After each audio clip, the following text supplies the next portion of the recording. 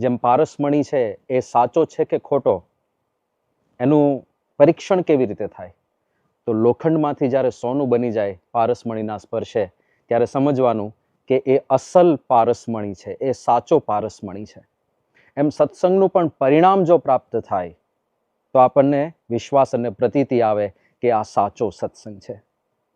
તો શું છે પરિણામ સત્સંગ કરવાનું? શાસ્ત્રોએ સંતના સંગનું, સાચા સત્સંગનું પરિણામ શું દર્શાવ્યું છે? આપણા દોષો, આપણા સ્વભાવો, આપણા દુર્ગુણો દૂર થાય, દિવ્ય સદગુણોનો આવિર્ભાવ થાય, આપણી બ્રાહ્મી સ્થિતિ થાય, એ સત્સંગનું ફળ દર્શાવવામાં આવ્યું છે. અને શ્રીજી મહારાજથી માંડીને અત્યારે ગુરુહરિ મહંત સ્વામી મહારાજ સુધી આ સમસ્ત પરંપરાની અંદર જોઈએ તો પરિવર્તનોની હારમાળા ચાલી છે. સાચા સત્સંગનું પરિણામ ત્યારે પણ જોવા મળતું શ્રીજી મહારાજના સમયમાં, અને આજે મહંત સ્વામી મહારાજના સમયમાં પણ જોવા મળે છે. વ્યસન મુક્તિથી માંડીને બ્રાહ્મી સ્થિતિ સુધીના પરિવર્તનો, એની આખી હારમાળા આપણને દેખાય. શ્રીજી મહારાજના સમયની વાત કરીએ તો ભક્તરાજ જોબન પગી, કેવું જીવન હતું. જોબન ભાયા વડતાલા તરીકેની, ડાકુ તરીકે એમની પ્રસિદ્ધિ, અને 2 પ્રકારના ઉલ્લેખ મળે છે. છેક કલકત્તા સુધી એમનું તીર ચાલતું. બીજો ઉલ્લેખ એવો મળે છે છેક પૂના સુધી એમનું તીર ચાલતું. હવે તીર ચાલે એટલે કે જોબન પગીએ આપેલું તીર લઈને જંગલ પ્રદેશમાંથી કોઈ કલકત્તા સુધી જતું રહે ને પૂના સુધી જતું રહે, તો જંગલમાં કોઈ ડાકુ લૂંટારો એ વ્યક્તિનું નામ ના લઈ શકે, ખાલી જોબનનું તીર સાથે હોય એને લીધે. તો કેવી ધાક બેસાડી હશે. ઝવેરચંદ મેઘાણી ગુજરાતી સાહિત્યના મૂર્ધન સાહિત્યકાર કહેવાય. એમણે જોબન પગીના જીવન ઉપર સંશોધન કરીને એક લીટીમાં જોબનનો પરિચય લખ્યો છે. મેઘાણી લખે છે કે માણસ જેવા માણસને ધારિયાની ધારે મારીને એના ટુકડે ટુકડા કરીને આગમાં બેપતા બનાવી દેવા એ જોબનને મન રીંગણા બાફવા બરોબર હતું. માણસને મારીને એને બાફી નાખવો એ એના માટે રીંગણા બાફવા જેવું સાધારણ કામ હતું. કેટલી નિર્દયતા હશે અને કેટલા બધા લોકોને રંજાડ્યા અને માર્યા હશે. 2 વખત ગાયકવાડની તિજોરી લૂંટી લીધી. ચેલેન્જ કહેવાય ને. ગાયકવાડ જેવો મોટો રાજા, આટલું મોટું સૈન્ય, જેના સેનામાં એકા બહાદુરો હતા, મોટા મોટા શૂરવીરો હતા, અને એની તિજોરી 2 વખત લૂંટવી, તો કેવી શૂરવીરતા હશે જોબનની. એને પકડવા ઉપર ગાયકવાડ સરકારે 50,000 રૂપિયાનું ઇનામ બહાર પાડેલું. એ સમયના 50,000 રૂપિયા અત્યારની દ્રષ્ટિએ જોઈએ તો 50 કિલો સોનું થાય. છતાંય કોઈ જોબનને પકડવા માટે સફળ ના થયું. એ કેવો લૂંટારો ને કેવો ભયંકર ડાકુ હશે, પણ એ જોબન પગીનું પરિવર્તન થયું ભગવાન સ્વામિનારાયણના યોગે. અને એવું નથી કે ઘણા બધા પ્રસંગો બન્યા, એવું નથી કે વારે વારે એને સત્સંગ કર્યો અને કથા વાર્તા સાંભળી. પહેલી જ મુલાકાત થઈ અને જોબન ભાઈઓ વડતાલો એ ભક્તરાજ જોબન પગી બન્યો.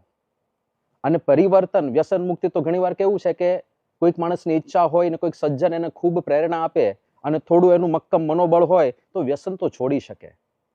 પણ જે છોડવાની ક્યારેય કલ્પના ના કરી હોય, જે છોડવાની ક્યારેય પોતે ઈચ્છા પણ ના કરી હોય, અથવા તો પોતે વારે વારે ઈચ્છા કરતા હો છતાંય છોડી ના શકતા હોય, અને આ સંત મળે અને એવું બળ પ્રગટ થઈ જાય કે સટાક દઈને બધું એક સાથે છૂટી જાય.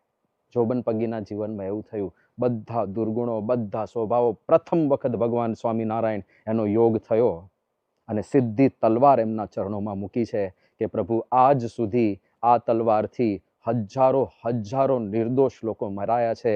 હવે આ તલવાર હું આપના ચરણોમાં સમર્પિત કરું છું. આજ પછી આ હાથે કરીને કોઈની હિંસા નહીં થાય. હવે કોઈનું નિર્દોષ માણસનું લોહી મારા હાથથી નહીં વહે, એવી પ્રતિજ્ઞા પહેલી જ મુલાકાતની અંદર કરી દીધી. તો કેવું પરિવર્તન થયું હશે. બાકી ધાક જુઓ તો એના માટે બધા વહીવંચાઓમાં એવું લખાયું છે કે ગાયકવાડ તણાસુબા નામ સુણી સંતાય, ફોજુ તો પાછી ફરે અને ભાળે તો ભરખાય. અરે જોબન વડતાલા તણી ધાકે સૌ સંતાય અને ધોળે દાડે નગરના દરવાજા દેવાય. આવું જે જોબન માટે કહેવાતું એ જોબન પગી મહાન ભક્તરાજ બન્યો. અને અત્યારે વડતાલની અંદર જે મંદિર શોભી રહ્યું છે એ આ જોબન પગી ભક્તરાજ એના આગ્રહનું મંદિર છે, એની વિનંતી અને પ્રાર્થનાનું મંદિર છે. ખાલી ભગવાન સ્વામિનારાયણ નહીં, સમસ્ત પરંપરામાં આ પરિવર્તન દેખાય અને ઉચ્ચ કક્ષા સુધીના પરિવર્તન. હા, કામરોલના દાજીભાઈ દરબાર હતા. ગુણાતીતાનંદ સ્વામી વિશે એમણે એવું સાંભળેલું કે જુનાગઢના જોગી છે એની મહેમાન ગતિ બહુ સારી છે. હવે આ દાજીભાઈ દરબાર સત્સંગનો એમને કોઈ યોગ નહોતો, બધી રીતે પૂરા હતા. દારૂ પીવામાં, માંસાહાર કરવામાં બધા દુર્ગુણો એમના જીવનની અંદર હતા. અને જુનાગઢ આવ્યા અને એમણે પ્રસિદ્ધિ સાંભળી હતી ગુણાતીતાનંદ સ્વામીની, એટલે એમને થયું કે ચલો આ વખતે ઉતારો જુનાગઢ મંદિરમાં કરીએ અને ગુણાતીતના જરાક દર્શન કરીએ, જોઈએ તો ખરા કેવા સાધુ છે. એટલે જિજ્ઞાસાવશ એ જુનાગઢ મંદિરમાં ગયા અને ગુણાતીતાનંદ સ્વામી જે રીતે એમને આવકાર આપ્યો, ખાલી એમની સરભરા ના કરી પણ એમના જે સાથે ઘોડા ઘોડી હતા એમને પણ ઘોડશાળમાં લઈ જઈને એમને પણ પાવરો ચડાવવાની બધી વાત કરી. એ જોઈને દાજીભાઈ દરબાર ખૂબ રાજી થયા. એમને થયું કે જેવી સાંભળી હતી મહેમાન ગતિ ગુણાતીતની, એવી જ મહેમાન ગતિ છે.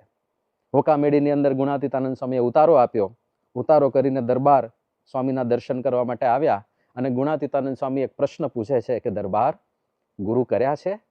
અને ત્યારે દરબારે કહ્યું સ્વામી મેં ગુરુ કર્યા તો નથી, પણ એવા ગુરુને હું ગોતું છું. પણ શું કરું સ્વામી? જેની પાસે જાઓ એ દારૂના શીશા માગે છે, બકરા માગે છે, તો પછી એવા ગુરુ અમારું શું કલ્યાણ કરે? અને ત્યારે ગુણાતીતાનંદ સ્વામીએ કહ્યું કે જુઓ, અમે એવું કશું માગતા નથી. અમે તો ભગવાન સ્વામિનારાયણનું ભજન કરાવીએ છીએ અને ભગવાન સ્વામિનારાયણે જે પંચ વર્તમાન આપ્યા છે, દારૂ, માટી, ચોરી, અવેરી, વટલવું, વટલાવું નહીં, એ પંચ વર્તમાનનું પાલન કરાવીએ છીએ. તો શું સત્સંગી થશો દરબાર?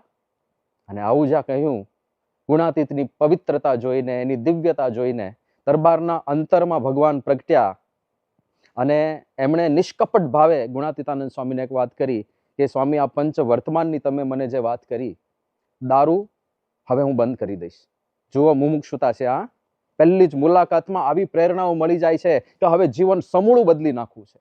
એમણે કહ્યું કે સ્વામી હું આજથી દારૂ પીવાનું બંધ કરી દઈશ, માંસ ખાવાનું પણ આજથી બંધ કરી દઈશ, ચોરી તો હું ક્યારેય કરતો નથી, એટલે એની કોઈ ચિંતા નથી, વટલવું વટલાવું એ પણ નહીં કરું. પણ આ જે વ્યભિચારનો ત્યાગ કરવાની સ્વામી આપે જે વાત કરીને, એ વર્તમાન મારા માટે બહુ અઘરું છે, હું નહીં પાળી શકું.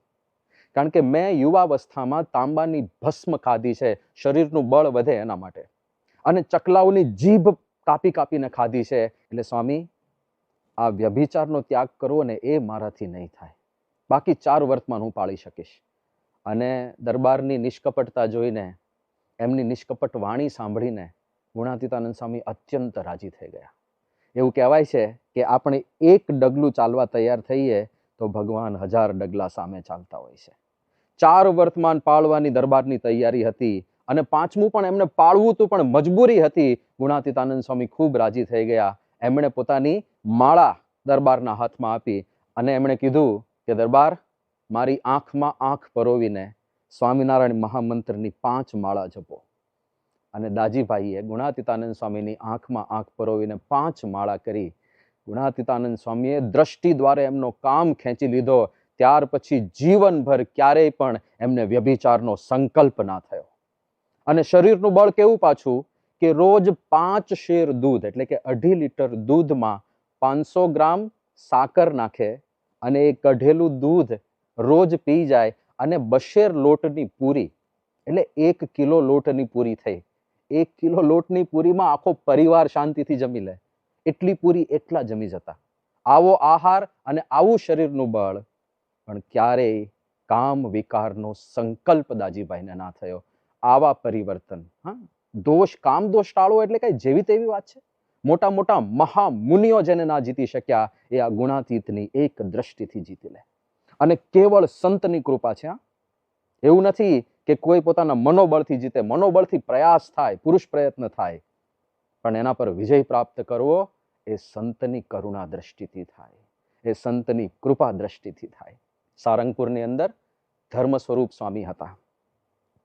ધર્મ સ્વરૂપ સ્વામી વિશે યોગીજી મહારાજના જીવન ચરિત્રમાં એક પ્રસંગ જ્યારે મેં વાંચ્યો, અમે લોકો બધા નવા નવા સાધકમાં આવ્યા હતા ત્યારે જીવન ચરિત્રોનું વાંચન ચાલતું હતું, તો ધર્મ સ્વરૂપ સ્વામીનો એક પ્રસંગ યોગીજી મહારાજના જીવન ચરિત્રમાં મેં જોયો કે એમણે યોગીજી મહારાજને વિનંતી કરી કે બાપા, બીજા બધા દોષો તો બહુ હેરાન નથી કરતા, પણ કામ દોષ બહુ પીડે છે. અને પછી યોગીજી મહારાજે એક વિશિષ્ટ ચરિત્ર કર્યું, જાણે આમ કામ દોષ સાથે વાત કરતા હોય એમ. યોગી બાપા કે અમારા સાધુને હેરાન કરે છે, જા જતો રહે, એવું કંઈક યોગી બાપા બોલ્યા. અને પછી યોગી બાપાએ આશીર્વાદ આપ્યા કે જાઓ, હવે તમને ક્યારેય સંકલ્પ નહીં થાય. અને ત્યારથી એમની સ્થિતિ એવી થઈ ગઈ કે ક્યારેય કોઈ લૌકિક સંકલ્પ નહીં. અને યોગીજી મહારાજ પોતે ધર્મ સ્વરૂપ સ્વામીનું પ્રમાણ કરતા કે જો થાંભલાને સંકલ્પ થાય તો આ ધર્મ સ્વરૂપ સ્વામીને કોઈ જગત સંબંધી સંકલ્પ થાય. પ્રમુખ સ્વામી મહારાજ પણ એમનું પ્રમાણ આપતા. હવે આ પ્રસંગ મેં જીવન ચરિત્રમાં વાંચ્યો અને એ વખતે ધર્મ સ્વરૂપ સ્વામી સારંગપુરમાં જતા. અત્યારે તો અક્ષર નિવાસી થયા છે, પણ એ સારંગપુરમાં જતા. એટલે મને વિચાર એવો આવ્યો કે ચલો એમને જઈને આખો પ્રસંગ એમના મોઢે સાંભળીએ. ધર્મ સ્વરૂપ સ્વામીના જીવનની પણ સાથે થોડી વાત કરી દઈએ કે યોગીજી મહારાજની આ કૃપા થયા પછી કેવું અદ્ભુત જીવન એમનું, કેવો વૈરાગ્ય, કેવો પંચ વિષયનો ત્યાગ, ક્યારેય કોઈ લૌકિક સંકલ્પ નહીં, ક્યારેય આ જમી લઉં પેલું જમી લઉં એવી કોઈ ઈચ્છા નહીં, કોઈ માનપાનની ઈચ્છા નહીં. અને સેવા કરી છે એમણે સારંગપુરમાં જે પૂજારી તરીકે હતા. અને કડકડતી ઠંડીમાં ત્યારે કોઈ વ્યવસ્થા કે સુવિધા નહોતી સારંગપુરમાં. પૂજારી તરીકે પલળેલા વસ્ત્રો પહેરીને જ એમના કોરા વસ્ત્રો જ્યાં સુકાતા હોય ત્યાં જવાનું થાય. અને ખુલ્લામાં નાવાનું હતું, એટલે ખુલ્લામાં દોડીને જવાનું થાય. હવે શિયાળાની કડકડતી ઠંડી અને એમાં પલળેલા વસ્ત્રો પહેરીને આ કાઠિયાવાડની ઠંડીમાં દોડવું, પણ એક પણ ફરિયાદ કર્યા વગર જીવનભર સેવા કરી. અને કેવી જળભરત જેવી દશા.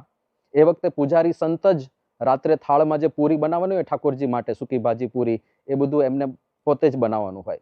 તો એક વખત પૂરી તળતા હતા અને તેલનું કઢાયું એ કંઈક છટક્યું અને સીધું બધું તેલ, હવે ઉકળતું તેલ, હા, એ એમના શરીર ઉપર, આખું પેટ ઉપર ને નીચે પડ્યું. પણ એક ઉહકારો ધર્મ સ્વરૂપ સ્વામી નથી કર્યો, બધા સાક્ષી છે. તો આવી જળભરત દશાના સંત, અને પાછી ભક્તિ કેવી, તો આ વૃદ્ધાવસ્થામાં બીજી કોઈ સેવા તો હતી નહીં, નિવૃત્ત હતા, પણ આખો દિવસ ભજન ભક્તિમાં મગ્ન રહે. આખો દિવસ જ્યારે પણ એમના રૂમમાં તમે જાઓ, કંઈક કથા વાર્તા કાં તો વાંચન કરતા હોય, કંઈક શ્રવણ કરતા હોય. અને સાંજે 7 વાગ્યાની આરતી હોય તો 6:30 થી યોગીજી મહારાજનો જે પ્રસાદીનો રૂમ છે ત્યાં આવી જાય. અને રોજ અડધો કલાક એકાગ્ર ચિત્તે યોગીજી મહારાજના ઉપકારને યાદ કરતા કરતા સ્વામિનારાયણ સ્વામિનારાયણ માળા ફેરવે. અને એમના દર્શન આ કોઈએ કર્યા હોય, એમને માળા ફેરવતા દર્શન કોઈએ કર્યા હોય તો એના અંતરમાં પ્રતીતિ આવી જાય કે સાચો મળ્યો છે સત્સંગ. એવા એ દર્શન હોય. તો ધર્મ સ્વરૂપ સ્વામી એમના રૂમમાં હું ગયો અને મારી ઈચ્છા હતી કે આ આખો પ્રસંગ જે યોગીજી મહારાજે કૃપા કરી એમના મોઢે સાંભળું. એટલે હું ગયો અને મેં કહ્યું કે જીવનચરિત્રમાં આવો એક પ્રસંગ વાંચ્યો છે. હવે આ મોટા સંતો તો નિર્માની હોય એટલે પોતે પોતાની વાત આખી કરે નહીં. તો મેં પૂછ્યું કે આ આવું થયું હતું, કેવી રીતે થયું હતું? તો કોઈ ડિટેલમાં વાત ના કરે, ખાલી એક જ વાક્ય બોલે, એ બધી યોગી બાપાની કૃપા. જે પણ પ્રશ્ન પૂછું ફેરવીને મેં પૂછવા પ્રયત્ન કર્યો, પણ એક જ જવાબ આપે, એ બધી યોગી બાપાની કૃપા. મેં કીધું તમને કોઈ જગત સંબંધી સંકલ્પ જ ના થાય? એ બધી યોગી બાપાની કૃપા. મેં કીધું યોગી બાપાએ આમ આશીર્વાદ આપ્યા પછી તરત જ આ કામ સંબંધી સંકલ્પ સાવ ટળી ગયા, એ બધી યોગી બાપાની કૃપા. દરેક પ્રશ્નની અંદર એ બધી યોગી બાપાની કૃપા, એ બધી યોગી બાપાની કૃપા, બધી યોગી બાપાની કૃપા. આ ગુરુનું સામર્થ્ય છે. આપણાથી પુરુષ પ્રયત્ન થાય, આપણાથી આજ્ઞા પાળવા માટે જેટલી આપણી શક્તિ હોય એ પ્રમાણે મહેનત થાય, પણ ગુણાતીતની એક દ્રષ્ટિ પડે અને માયાનો બધો બળવાળ નીકળી જાય. આ ગુણાતીત ગુરુ પરંપરાનું સામર્થ્ય છે આપણું સમૂળું પરિવર્તન કરવાનું. પ્રમુખ સ્વામી મહારાજ કેટલા બધા ભક્તોના પરિવર્તન. મારે પીએચડીનું જે રિસર્ચ કરવાનું હતું એમાં ઘણા બધા હરિભક્તોના ઇન્ટરવ્યુઝ લેવાના થયા. અને ઘણા બધા હરિભક્તો જે હયાત નહોતા એમના વિશે પૂર્વે જે ઇન્ટરવ્યુ લેવાયા હોય કે એમના જીવનના પ્રત્યક્ષ સાક્ષીઓ હોય, એમના બધાના ઇન્ટરવ્યુઝ લેવાના થયા. અને કેટલા પ્રસંગો, કેટલા બધા લોકોના પરિવર્તન. વ્યસન મુક્તિની તો આખી હારમાળા સર્જી દીધી. અરે વ્યસન મુક્તિનું સામર્થ્ય તો એમણે એમના સંતો ભક્તોમાં મૂકી દીધું. સાંકરીની અંદર અક્ષર સેવા સ્વામી હતા. એક જ સંતે 10,000 લોકોને વ્યસન મુક્ત કર્યા. પરિવર્તનના આખા અભિયાનો ચાલ્યા, આપણે એવું કહી શકીએ. પણ છેક બ્રાહ્મી સ્થિતિ સુધી. દારે સલામના સુભાષભાઈ પટેલ, કેવું જીવન એમનું હતું? તો 1995માં પહેલી વખત પ્રમુખ સ્વામી મહારાજને મળ્યા. તે પૂર્વે કેવું જીવન? તો સંપૂર્ણપણે વ્યસનોમાં ગરકાવ, માંસાહાર પૂરેપૂરો કરવાનો, જંગલમાં શિકાર કરવા માટે જવાનું. કોઈને કલ્પના ના થાય કે આ વ્યક્તિ ક્યારેક માળા લઈને બેઠા હોય. એવું એમનું જીવન હતું. એમણે પોતે જ સ્વીકારેલું કે રોજ એક પણ દિવસ એવો નહોતો જતો કે મેં ધમાલ ના કરી હોય કે કોઈક સાથે મારઝૂડ ના કરી હોય. એક પણ દિવસ એવો નહોતો જતો કે જેમાં મેં વ્યસન ના કર્યું હોય. એવું મારું જીવન હતું. પણ 1995ની અંદર કોઈ કન્સ્ટ્રક્શનનું કામ હતું, મંદિર બાંધવાનું હતું, ને એમાં બાંધકામમાં સુભાષભાઈની જરૂર હતી. એટલે મહેશભાઈ, એમના મિત્ર સુભાષભાઈના, એ પ્રમુખ સ્વામી મહારાજ પાસે લઈ આવ્યા. એક સેવાનું જ કામ હતું કે ભાઈ મંદિર બાંધવામાં તમે થોડી મદદ કરો. સુભાષભાઈ પટેલ આવ્યા. પ્રમુખ સ્વામી મહારાજે એમને જોયા અને એક જ વાત કરી કે 1960માં મોરોગોરોની અંદર યોગીજી મહારાજના દર્શન કરવા માટે તમારા પિતાજી એમના મોટા ભાઈ સાથે આવેલા, અને એ વખતે તું નાનો હતો, તું પણ ત્યાં આવેલો અને હું પણ ત્યાં હતો. આ 35 વર્ષ જૂની વાત સ્વામી બાપાએ, પ્રમુખ સ્વામી મહારાજે આ સુભાષભાઈને કરી. અને પછી આશીર્વાદ આપીને કહ્યું કે કાલે સવારે પૂજા પછી મળવા આવજો. સુભાષભાઈ ઘરે ગયા, પણ મેં રાત્રે ઊંઘ જ ના આવી. એમને થયું કે આ કેવા સંત છે, કેટલા નિર્મળ સંત, અને 35 વર્ષ જૂની ઘટના, અને હું ત્યારે બાળ અવસ્થામાં, મારો ચહેરો કેટલો બદલાઈ ગયો હોય 35 વર્ષમાં, અને છતાં મને ઓળખી ગયા. આ કોઈ સાધારણ સંત ના હોઈ શકે. આ કોઈક દિવ્ય અલૌકિક વ્યક્તિત્વ હોય તો જ આવું શક્ય બને. આખી રાત એમને ઊંઘ ના આવી. અને બીજે દિવસે સવારે બાપાના દર્શન કર્યા ત્યારે એ સત્સંગી બન્યા, અને એમણે પોતે જ કહેલું કે એ દિવસ અને આજની ઘડી, 2007માં એમણે આ પ્રસંગ જ્યારે કહેલો ત્યારની વાત છે. 1995, 2007, 12 વર્ષ ગયા. એમણે કહ્યું કે એ દિવસ અને આજની ઘડી વ્યસન શું છે ખબર નથી. માંસાહાર, વ્યસન, દુરાચાર, મારઝૂડ બધું એક ઝાટકે છોડી દીધું. અને ખાલી છોડ્યું એટલું જ નહીં, કેવા સત્સંગના નિયમ ધર્મ પાળતા થયા. ભજન કરે, એક પણ સભામાં ગેરહાજર નહીં, એક પણ આરતીમાં 1 સેકન્ડ પણ મોડા નહીં, અને સભા ચાલુ થાય ત્યારે પહેલી જ લાઈનમાં માળા હાથમાં લઈને બેઠા હોય. કોઈ કલ્પના ના કરી શકે કે સુભાષભાઈના હાથમાં ક્યારેય માળા પણ હોઈ શકે. એવું પરિવર્તન થયું. અને નિયમ ધર્મ ને સંયમ કેવા, તો એમણે કહેલું કે 10 વર્ષથી, 2007માં એમણે વાત કરેલી, છેલ્લા 10 વર્ષથી મેં ટીવી જોયું નથી, સિનેમા જોયું નથી, કે એક ફિલ્મનું ગાયન પણ સાંભળ્યું નથી. અને એમનો બિઝનેસ આટલો મોટો હતો. 5 સ્ટાર હોટલ છે એમની, 7 સ્ટાર હોટલ છે, સ્ટીલ બિઝનેસમાં છે, સોફ્ટ ડ્રિંક્સમાં છે, બહુ વાઇડ સ્પ્રેડ એમનો બિઝનેસ છે, મલ્ટી ફેસેડ બિઝનેસ, અને ખૂબ જ વ્યાપ મોટો. પણ જ્યારે એમનો છેલ્લો સમય ચાલતો હતો, એમની અંત અવસ્થા હતી, બીમાર હતા, અને કોઈ પણ મળવા જાય તો આપણે એક સાહજિક રીતે ત્યારે પૂછીએ કે કેવું ચાલે છે, ધંધા પાણી કેવા ચાલે છે. પણ કોઈ પણ આવો પ્રશ્ન પૂછે કે ધંધા પાણી કેવા ચાલે છે, તો સુભાષભાઈ કહે કે ધંધા પાણી તો મહારાજની દયાથી ચાલ્યા કરશે, એની વાત ના કરો, અત્યારે સત્સંગની વાત કરો. ઇવન સંતો જઈને પૂછે, ને સંતોથી પણ ભૂલમાં આવું કંઈક પૂછાઈ જાય કે કેવું છે ધંધા પાણી, તો તરત કે સ્વામી વચનામૃતની કંઈક વાત સંભળાવો, બાપાનો એકાદો પ્રસંગ તમે મને કહો. સંપૂર્ણપણે જગતમાંથી જાણે વૃત્તિઓ ઉખાડી લીધી હોય. જેમ શ્રીમદ ભગવદ્ ગીતામાં બ્રાહ્મી સ્થિતિનું વર્ણન આવે છે ને, ત્યાં લખેલું છે કે યથા સંહરતે કુર્મ, જે રીતે કાચબો પોતાના આખા શરીરને સંકોચી લે છે, પોતાના 4 પગને સંકોચી લે છે, એવી રીતે જ્યારે વિષયોમાંથી ઇન્દ્રિયો પાછી ખેંચી લે ત્યારે બ્રાહ્મી સ્થિતિ હોય. એવી બ્રાહ્મી સ્થિતિના દર્શન આ સુભાષભાઈના જીવનમાં. કેવું જીવન હતું અને ક્યાંથી ક્યાં પહોંચી ગયું, આ ગુણાતીત સંતનો પ્રતાપ છે.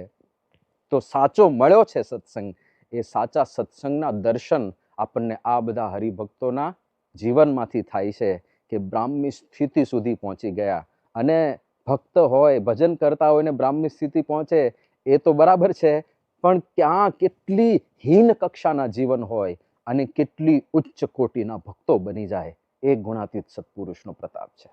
અત્યારે મહંત સ્વામી મહારાજની ઉપસ્થિતિમાં પણ એવા જ પરિવર્તનો ચાલી રહ્યા છે. અરે મહંત સ્વામી મહારાજની ઉપસ્થિતિમાં તો નાના નાના બાળકોમાં જે સમજણ અને જે નિર્ભયતાના દર્શન થાય છે, બ્રાહ્મી સ્થિતિ તો ત્યાં ઝલકતી દેખાય છે. ગોંડલમાં આપણે એક સંનિષ્ઠ કાર્યકર છે, ઘનશ્યામભાઈ વઘાસિયા, એમનો દીકરો અક્ષર. હવે આ અક્ષરને નાનપણમાં એક એવો રોગ લાગુ પડ્યો, કેન્સર, જેને કહેવાય છે ન્યુરોબ્લાસ્ટમાં. હવે સાધારણ રીતે 5 વર્ષથી નાની ઉંમરના બાળકોમાં થતો આ રોગ છે, અને જો રોગ વકરે તો બાળ અવસ્થામાં જ એનું મૃત્યુ નિશ્ચિત થઈ જતું હોય છે. 3.5 વર્ષનો આ અક્ષર હતો ત્યારે એના શરીરમાં આ ન્યુરોબ્લાસ્ટમાં એ ડિટેક્ટ થયું. અને આ એવું કેન્સર હતું કે એને લીધે બીજા મલ્ટિપલ કોમ્પ્લિકેશન્સ શરીરમાં આવે અને ઘણી બધી સર્જરીમાંથી પસાર થવું પડે, એક્સ્ટ્રીમ કીમોથેરાપીમાંથી પસાર થવું પડે, અને એ બધું એટલું બધું પેઇનફુલ હોય. એક નાનો બાળક કેવી રીતે હેન્ડલ કરી શકે? પણ આ અક્ષર, ખરેખર જેવા નામ એવા ગુણ, આટલી પણ ભયની રેખા ક્યારેય કોઈએ એના ચહેરા પર જોઈ નહીં. 3.5 વર્ષનો બાળક પણ જે વાતો કરે અને જે સમજણની વાતો કરે, લોકો ચોંકી જતા. અરે ડોક્ટરો ચોંકી જતા. સંપૂર્ણપણે પીડામય અવસ્થા હોય છતાં એના ચહેરા ઉપરથી ક્યારેય હાસ્ય વિલાયું નહીં. કેટલી બધી મલ્ટિપલ સર્જરીઝમાંથી પસાર થવાનું થયું. અમુક સર્જરીમાં સફળતા મળે, અમુકમાં નિષ્ફળતા મળે, પણ ક્યારેય મોડી વાત નહીં, ક્યારેય નેગેટિવ વાત નહીં, ક્યારેય નિરાશાનો એક શબ્દ એના મોઢામાંથી નીકળ્યો નથી. 3.5 વર્ષના બાળકમાં આવી સમજણ કેવી રીતે સંભવે એ આપણને આશ્ચર્ય થાય. એક વખત તો એક સર્જરી પૂરી થઈ અને પછી એને ડિસ્ચાર્જ થવાનું હતું, ઘરે જવાનું હતું. તો ડિસ્ચાર્જ જ્યારે થવાનું હતું ને પથારીમાંથી ઊભા થવાનું હતું, એણે કીધું ચલો આપણે છેલ્લે એક ધૂન કરી લઈએ. હવે નાના બાળકને આવી ધૂન કરવાનો વિચાર આવે? હોસ્પિટલમાં હોય, પીડાતો હોય, છતાંય એક પણ દિવસ એવો નહોતો કે એણે પૂજા ના કરી હોય. એક પણ એકાદશી એવી નહોતી કે જેમાં એણે એકાદશી તોડી હોય. એકાદશી પોતે તો કરે, પણ ડોક્ટર અને નર્સ જે એમની ટ્રીટમેન્ટ કરવા આવે એને પણ પૂછે કે તમે આજે એકાદશી કરી છે? તમારે પણ એકાદશી કરવી જોઈએ. આ મહંત સ્વામી મહારાજની આજ્ઞા છે. અને ડોક્ટર એની ટ્રીટમેન્ટ કરતા હોય ત્યારે એવું પણ બોલે કે તમારામાં રહીને મહંત સ્વામી મહારાજ બધું કરે છે, એટલે મને કોઈ ચિંતા જ નથી. હવે 3.5-4 વર્ષના બાળકના મુખમાં આવા શબ્દો આપણને કલ્પના જેવું લાગે, પણ મહંત સ્વામી મહારાજ ઘણી વખત કહે છે કે આ બધા બાળકો તમને દેખાય છે, આ બધા 90+ છે. એટલે કે 90 વર્ષના વૃદ્ધમાં જેવી સમજણ હોય એવી સમજણવાળા આ બધા બાળકો છે. તો અક્ષરની અંદર આ પ્રકારની સમજણ. બાળકોની હોસ્પિટલ હોય એટલે સાધારણ રીતે બાળકો રડતા હોય. અક્ષર ક્યારેય રડ્યો નથી. પોતે તો રડે નહીં, એ તો કેન્સરનો પેશન્ટ છે. પોતે તો રડે નહીં, પણ બીજા બાળકો રડતા હોય ને એની પાસે જઈને એને સાંત્વન આપે, એને બળ આપે, અને હંમેશા એના મુખારવિંદ ઉપર હાસ્ય એ રમતું હોય. એક ઠાકોરજીની નાની મૂર્તિ રાખતો, તો જ્યારે કંઈક ટેસ્ટિંગ કરવાનું હોય કે પછી સીટી સ્કેન કરવાનું હોય, એવું કંઈ કરવાનું હોય, તો મૂર્તિ લઈને જાય અને મૂર્તિ પહેલા સ્થાપિત કરે અને પછી પોતે ત્યાં ટેસ્ટ માટે સૂવે. તો આ પ્રકારની જે ગુણાતીત સત્પુરુષોમાં જે આપણને ગુણો દેખાય ને, એવા સદગુણો એક નાના બાળકે પોતાના જીવનમાં આત્મસાત કર્યા. અને પછી તો સાવ છેલ્લી અવસ્થા હતી. ડૉક્ટરોએ કહી દીધું હતું કે હવે વધારે સમય નથી. 3-4 દિવસ પહેલા એના ધામમાં જવાના, ત્યારે એણે સંકલ્પ કર્યો કે આપણે છેલ્લે ગરડા મંદિરે મારે દર્શન કરવા છે. ટેકરા ઉપર જે આપણું અક્ષર પુરુષોત્તમ મંદિર છે ત્યાં આગળ એ દર્શન કરવા ગયો, અને દર્શન કર્યા જેવા પૂરા થયા દર્શન, અને તરત જ કોમામાં સરી પડ્યો. એટલે તાત્કાલિક પાછા હોસ્પિટલ લાવ્યા અને 3-4 દિવસ ત્યાં આગળ હોસ્પિટલમાં રહ્યો.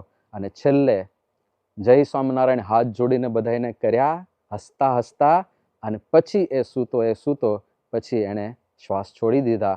પણ આવી રીતે કોઈ શરીર છોડે એ પ્રકારની સામર્થ્ય નાના બાળકોમાં દેખાય. આ આપણા સત્સંગનું જે પરિણામ છે એ આપણી નજર સામે છે. અક્ષર બ્રહ્મ અને પરબ્રહ્મ, માયાથી પર આ બે તત્વોનો મહિમા ઉપનિષદોમાં, વેદોમાં, શ્રીમદ ભગવદ્ ગીતામાં, વચનામૃત સ્વામીની વાતોમાં અપરંપાર કહેવામાં આવ્યો છે. મુંડક ઉપનિષદમાં જ્યાં બ્રહ્મ વિદ્યાની વ્યાખ્યા કરી છે ત્યાં જ કહ્યું છે યેનાક્ષરમ પુરુષમ વેદ સત્યમ પ્રોવાચ તામ તત્વતો બ્રહ્મ વિદ્યામ. બ્રહ્મ વિદ્યા કોને કહેવાય? જેનાથી અક્ષર બ્રહ્મ અને પરબ્રહ્મનું યથાવત જ્ઞાન થાય, એ બ્રહ્મ વિદ્યા. આવી વ્યાખ્યા મુંડક ઉપનિષદમાં કરવામાં આવી છે.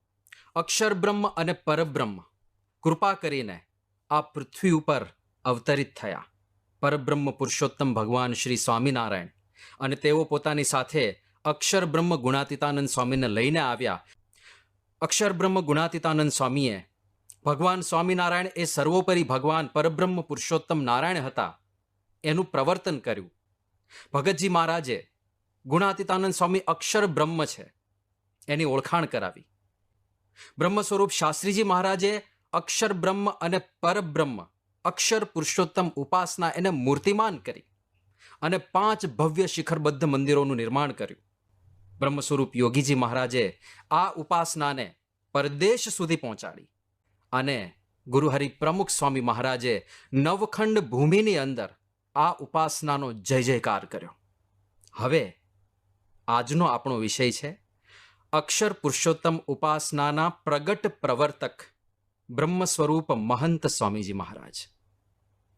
ગુરુહરિ મહંત સ્વામી મહારાજે આ સંસ્થાનું સુકાન સંભાળ્યું, પરંતુ તેઓ તો અદ્યાપી પર્યંત એવું બોલતા આવ્યા છે કે પ્રમુખ સ્વામી મહારાજ બધું જ કરીને ગયા છે, મારે તો કેવળ સન્માન ઝીલવાના રહ્યા છે. મધુરવદન સ્વામીએ લખ્યું છે કે પ્રમુખજી બધું એ કરીને ગયા છે, મારે તો સન્માન ઝીલવા રહ્યા છે. તો સ્વામીશ્રી આવું બોલે છે એ એમની નમ્રતા છે, એમની ગુરુભક્તિ છે.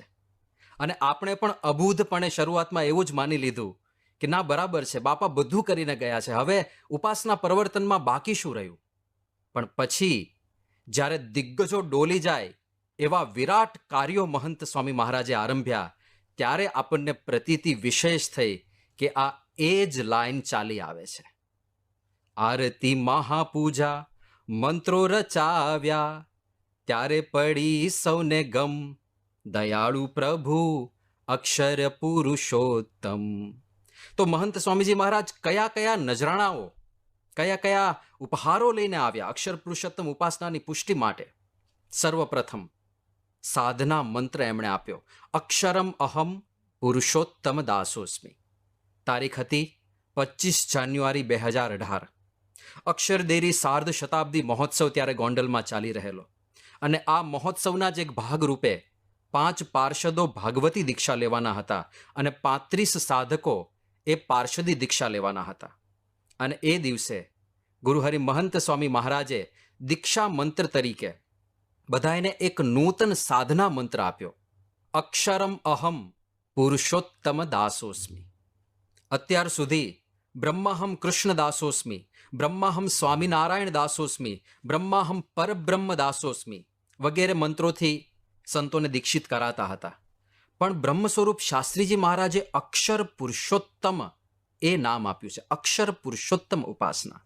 તો સાધના મંત્રની અંદર પણ અક્ષર અને પુરુષોત્તમ શબ્દ હોવા જોઈએ. એ દ્રષ્ટિકોણથી ગુરુહરિ મહંત સ્વામી મહારાજે અક્ષરમ અહમ પુરુષોત્તમ દાસોસ્મી એવો સાધના મંત્ર આપીને અક્ષર પુરુષોત્તમ ઉપાસનાને વધારે સુદૃઢ કરી. અને એ જ દિવસે એમણે કાગળ અને કલમ ઉપાડીને એક પત્ર હરિભક્તો ઉપર લખી દીધો. જુદા જુદા અવતારોના જેમ જુદા જુદા આયુધો હોય છે, કોઈકના બાણ, કોઈકનું ચક્ર, એમ મહંત સ્વામી મહારાજ માટે અસ્ત્ર કહો કે શસ્ત્ર કહો, કાગળ અને કલમ. અને એ કાગળ અને કલમથી જે શબ્દધારા છૂટે એનો ધાર્યો પ્રભાવ આપણને જોવા મળે. સ્વામીશ્રી એ દિવસે બધા હરિભક્તો પ્રત્યેક પત્ર લખ્યો, અને એમાં સ્વામીશ્રી લખે છે કે મહારાજ સ્વામીને સંભાળીને અક્ષરદેરીમાં પ્રાર્થના કરીને અક્ષરમ અહમ પુરુષોત્તમ દાસોસ્મી આ મંત્ર આજે સૌ દીક્ષાર્થીઓને આપ્યો, જે કાયમ તમામ દીક્ષાર્થીઓને હવે પછી અપાશે. મહારાજે આપેલ સિદ્ધાંત આમાં સંક્ષેપમાં આવી જાય છે. આજ આપણું ધ્યેય છે, આજ આપણી સંસ્થાનું ધ્યેય છે. તો રોજ સમય મળે ત્યારે આ વાક્ય યાદ કરવું. કાંઈ નહીં તો રોજ સવારે પૂજા શરૂ થાય ત્યારે અને પૂરી થાય ત્યારે એમ 2 વખત તો પોતાને સંભળાય તેમ અવશ્ય બોલવું. સ્વામીશ્રી પાછી એક વિશેષ વાત લખી, પોતાને સંભળાય તેમ બોલવું, મનોમન નહીં, પોતાને સંભળાય એવી રીતે ધીમેથી બોલવાનું. તો આ પત્ર સ્વામીશ્રીએ લખ્યો અને એની અસર કેવી થઈ હરિભક્તોમાં, યુવકોમાં, બાળકોમાં. આ મંત્ર પ્રત્યે જુવાળ જાણે પ્રગટ થયો હોય એમ જ્યાં જોઈએ ત્યાં અક્ષરમ અહમ પુરુષોત્તમ દાસોસ્મી જોવા મળવા માંડ્યું. ઓફિસના ડેસ્ક પર અક્ષરમ અહમ પુરુષોત્તમ દાસોસ્મી, ગિફ્ટ આઇટમ ઉપર અક્ષરમ અહમ પુરુષોત્તમ દાસોસ્મી, ઘરના ડેકોરેશનમાં, લગ્નની કંકોત્રીઓમાં, અરે શરીર ઉપર કોઈ શોખીન માણસો ટેટુ ચિતરાવે કે પછી લગ્ન પ્રસંગે મહિલાઓ મહેંદી મૂકે ત્યારે પણ અક્ષરમ અહમ પુરુષોત્તમ દાસોસ્મી એ સાધના મંત્ર સર્વત્ર ગુંજવા લાગ્યો. તો આ પહેલું નજરાણું લઈને આવ્યા ગુરુહરિ મહંત સ્વામી મહારાજ. ત્યાર પછી હજુ તો સાધના મંત્રના પડઘમ શમ્યા નહોતા. અને બીજો ઉપહાર લઈને તેઓ ઉપસ્થિત થયા. મહાપૂજા, આરતી અને સહજાનંદ નામાવલી. સાધારણ રીતે મહાપૂજાની અંદર ભગવાનની, પરબ્રહ્મ પુરુષોત્તમ નારાયણની વિવિધ ઉપચારોથી પૂજા કરવાની હોય છે. પણ વરતાલના 5મા વચનામૃતમાં ભગવાન સ્વામિનારાયણે આપણને કહ્યું છે કે જો કોઈ ભગવાનના ઉત્તમ ભક્તની પણ ભગવાન સાથે સરખી સેવા કરે તો 100 જન્મે કરીને ઉત્તમ ભક્ત થવાનો હોય એ આને આ જન્મે કરીને ઉત્તમ ભક્ત થાય છે. એટલે અક્ષર બ્રહ્મ જે ઉત્તમ ભક્ત છે એની પણ જો પરબ્રહ્મ સાથે સરખી સેવા થાય તો 100 ગણી ગતિ આપણી સાધના માર્ગે વધી જાય. અને આ જ લક્ષ્યને નજર સમક્ષ રાખીને મહંત સ્વામી મહારાજે મહાપૂજામાં આ વિશેષ વાત મૂકવાનું કહ્યું કે પરબ્રહ્મ પુરુષોત્તમ ભગવાનની પૂજા તો થાય છે, પણ સરખી સેવાની વાત છે, અક્ષર બ્રહ્મની પણ પૂજા થવી જોઈએ. અને એટલા માટે જે પણ વસ્તુ મહાપૂજામાં ભગવાનને અર્પણ થાય એ જ અક્ષર બ્રહ્મને પણ અર્પણ થાય. ચંદનમ અર્પ્યતે ભક્ત્યા બ્રહ્મણે પરબ્રહ્મણે. ચંદન અર્પણ કરો તો બ્રહ્મ અને પરબ્રહ્મ. અર્પ્યંતે રમ્ય પુષ્પાણી બ્રહ્મણે પરબ્રહ્મણે. ફલમ સમર્પ્યતે ભક્ત્યા બ્રહ્મણે પરબ્રહ્મણે. બધું જ અક્ષર બ્રહ્મ અને પરબ્રહ્મને અર્પણ કરવાનું, સરખી સેવા કરવાની, તો 100 ગણું વધારે ફળ મળે. પૂજ્ય ભદ્રેશ સ્વામીને સ્વામીશ્રીએ આ નવી મહાપૂજા રચવાની આજ્ઞા કરેલી. અને ગોંડલની અંદર જ્યારે સાર્ધ શતાબ્દી મહોત્સવ ચાલતો હતો ત્યારે સ્વામીશ્રીએ પોતાની હાજરીમાં જ 8 દિવસ સુધી ભદ્રેશ સ્વામીને એમના સાનિધ્યમાં રાખીને આ મહાપૂજા પૂર્ણ કરાવી, એનું લેખન કાર્ય સંપન્ન કરાવ્યું. હવે આ મહાપૂજા લખાતી હતી ત્યારે આરતીની વાત આવી, કારણ કે મહાપૂજાના એક ભાગરૂપે જ ભગવાનની આરતી પણ કરવાની હોય છે. હવે આખી મહાપૂજા અક્ષર પુરુષોત્તમની થઈ રહી છે તો આરતી પણ અક્ષર પુરુષોત્તમની હોવી જોઈએ. એટલે સ્વામીશ્રીએ કહ્યું કે આપણે અક્ષર પુરુષોત્તમની નૂતન આરતીની રચના કરવી છે. અને ત્યાર પછી આરતીમાં શું શું આવવું જોઈએ એના માટે પણ એમણે પુનઃ શસ્ત્રો ઉગામ્યા, કાગળ અને કલમ. અને આરતીમાં કયા કયા મુદ્દા વણી લેવા એની વાત સ્વામીશ્રીએ ત્યાં નોંધી. સ્વામીશ્રી કહે છે કે બ્રહ્મ અને પરબ્રહ્મ આ લોકમાં ક્યારેય આવ્યા નથી. બ્રહ્મ પરબ્રહ્મનો મહિમા આવી જાય. પછી સ્વામીશ્રી કે શ્રીજી મહારાજનો મહિમા આવે. મહારાજ પરબ્રહ્મ છે, સર્વોપરી ભગવાન છે, સાકાર છે, કરતા હરતા છે, પ્રગટ છે, એ બધું આવે. પછી સ્વામીશ્રી કે ગુણાતીતાનંદ સ્વામીનો મહિમા આવે કે ગુણાતીતાનંદ સ્વામી એ અક્ષર બ્રહ્મ છે. પછી સ્વામીશ્રી કે આપણી સાધના પણ આરતીમાં આવી જાય કે દાસભાવ રાખવાનો છે, દિવ્ય ભાવ રાખવાનો છે, એટલે એ બધું આવે. સુરત ભાવની વાત આવે અને અંતે આ અક્ષર પુરુષોત્તમ ઉપાસના આપણને પ્રાપ્ત થઈ એટલે મારું જીવન ધન્ય બન્યું છે એવી વાત આવે. હવે આ આરતીનું રચના કાર્ય પરમ પૂજ્ય સ્વામીશ્રીની આજ્ઞાથી પૂજ્ય ભદ્રેશ સ્વામી કરતા હતા. નવેમ્બર 2018માં સ્વામીશ્રી ભાદરામાં બિરાજમાન હતા અને ત્યાંથી પછી આગળ બોચાસણ બાજુ જવાના હતા. તો સ્વામીશ્રીને એક વિશેષ વિચાર આવ્યો. એટલે લાભ પાંચમના આગલા દિવસે સ્વામીશ્રીએ ભદ્રેશ સ્વામીને ભાદરા બોલાવ્યા અને ભદ્રેશ સ્વામીને એમણે વાત કરી કે શાસ્ત્રીજી મહારાજના આપણા ઉપર અનંત ઉપકારો છે.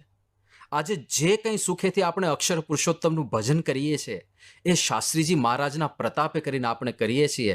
એમનું ઋણ આપણે બીજી કોઈ રીતે તો ચૂકવી શકીએ એમ નથી, પણ જો આ આરતીમાં આપણે એમનું નામ મૂકી દઈએ તો રોજ લાખો હરિભક્તો રોજ 2 વખત શાસ્ત્રીજી મહારાજને યાદ કરે અને આપણી સેવા થઈ જાય. માટે આરતીમાં ગમે તેમ કરીને શાસ્ત્રીજી મહારાજનું નામ આવવું જ જોઈએ. અને પછી સ્વામીશ્રીએ સ્પેસિફિક કીધું કે યજ્ઞ પુરુષ એવું નામ આરતીમાં આપણે લેવું છે. અને કયા સ્થાને લેવું એ પણ સ્વામીશ્રીએ કીધું કે લેખકનું નામ જ્યાં હોય ને છેલ્લી પંક્તિમાં ત્યાં આગળ આ યજ્ઞ પુરુષ નામ કોઈક રીતે આવે એ રીતે તમે આરતીની રચના કરજો તો યજ્ઞ પુરુષ પ્રવર્તિત સિદ્ધાંતમ સુખદમ એ યાવત ચંદ્ર દિવા કરો આ પૃથ્વી ઉપર હવે ગુંજતું થઈ ગયું. આરતી, મહાપૂજા અને સહજાનંદ નામાવલીની રચના પૂર્ણ થઈ. હવે પહેલી મહાપૂજા ક્યાં કરવી? તો સ્વામીશ્રીએ નક્કી કર્યું કે બોચાસનની અંદર જ્યાં સર્વપ્રથમ મધ્ય મંદિરમાં અક્ષર પુરુષોત્તમ મહારાજ શાસ્ત્રીજી મહારાજે પ્રસ્થાપિત કર્યા હતા ત્યાં અક્ષર પુરુષોત્તમની મહાપૂજા કરવી છે. 24 નવેમ્બર 2018નો એ પવિત્ર દિવસ કાર્તિક કૃષ્ણ પ્રતિપદા એટલે કે જે દિવસે બ્રહ્મ સ્વરૂપ શાસ્ત્રીજી મહારાજે વરતાલથી મહાભિનિષ્ક્રમણ કર્યું હતું એ પવિત્ર દિવસ. એ દિવસે પ્રથમ વખત અક્ષર પુરુષોત્તમ ભગવાનની મહાપૂજા થાય એવો સંકલ્પ સ્વામીશ્રીએ કર્યો.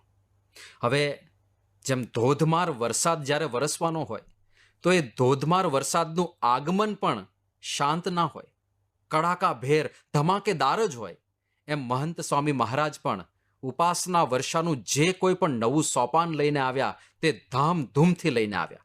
એટલે સ્વામીશ્રીએ પોતે જ મહાપૂજાની બધી સૂચનાઓ લેખિતમાં આપી. ફરીથી કાગળ અને કલમ ઉપાડ્યા અને સ્વામીશ્રીએ લેખિતમાં બધું કહ્યું કે આજે શાસ્ત્રીજી મહારાજે મહાપ્રસ્થાન કરેલું તો તે નિમિત્તે મંદિરની પ્રદક્ષિણા થાય, ઢોલ નગારા ભૂંગળ નૃત્ય સાથે ભવ્ય યાત્રા નીકળે.